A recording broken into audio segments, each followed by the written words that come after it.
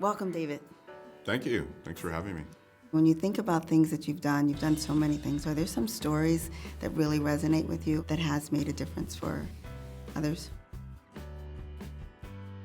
One of the projects that I was proud of at Google that I was really deeply involved in was, scanning the world's books and, digitizing the world's books.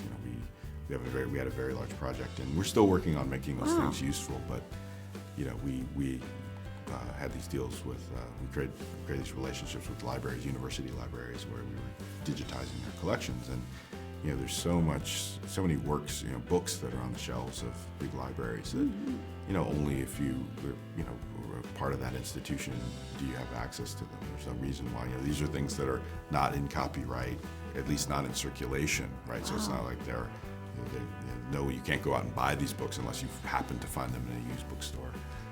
But we digitized a lot of these, made them accessible through Google.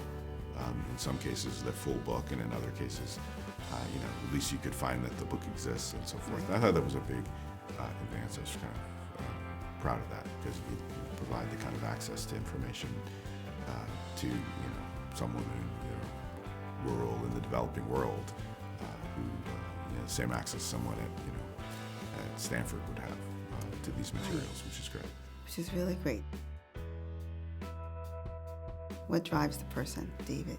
Being involved in technology is, I think it improves lives. And it's improving lives all around the planet, and we have the opportunity to really accelerate that now in this sort of digital age, right?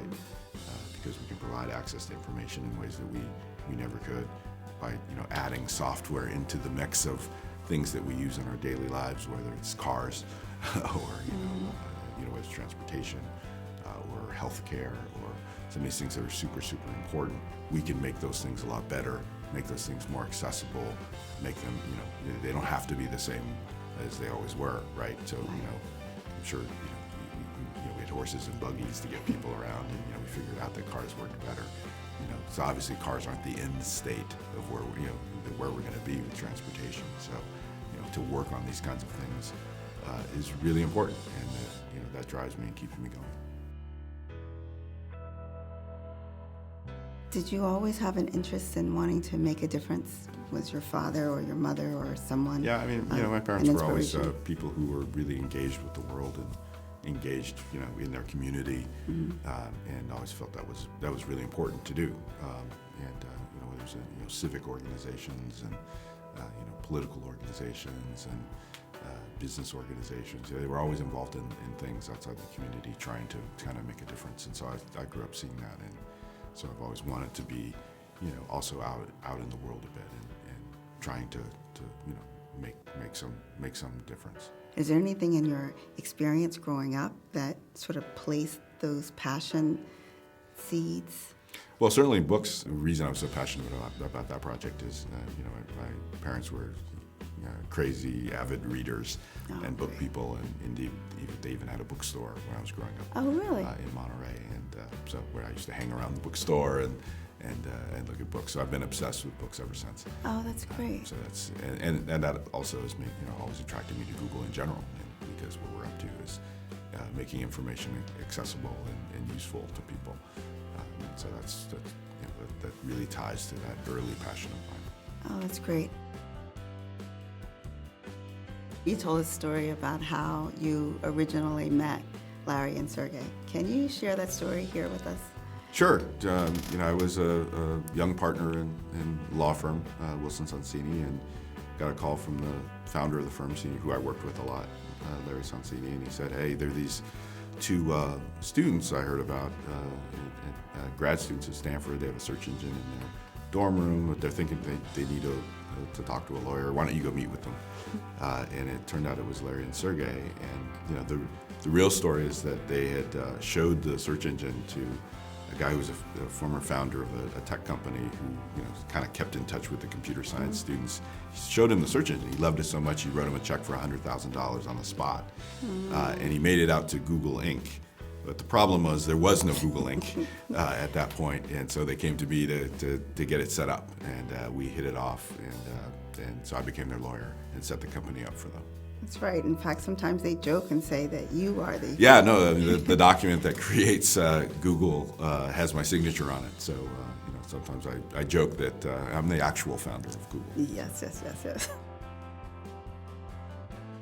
there anything that you wish you had known when you were young, earlier?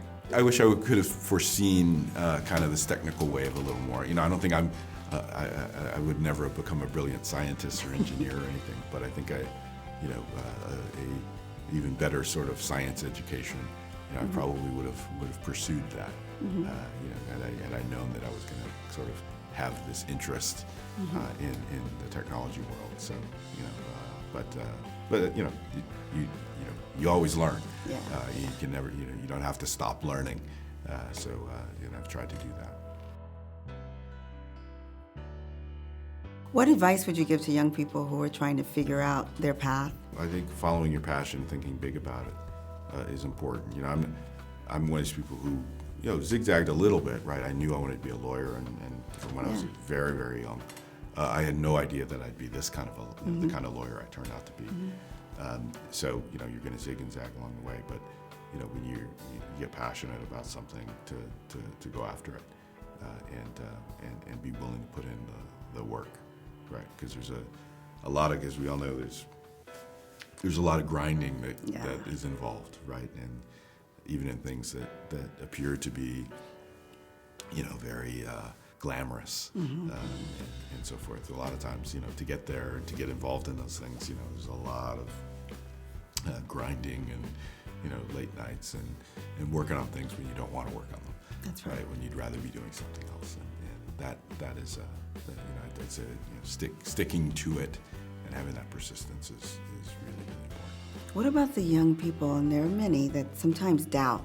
They doubt that they're good enough, or they doubt that they're capable. Point. Yeah, exactly. Believing that you have a right to be there, right? and right, that you belong. Right. In the mix is super important. And don't let anybody tell you that you don't. Because I think that's something that that is an issue for a lot of us.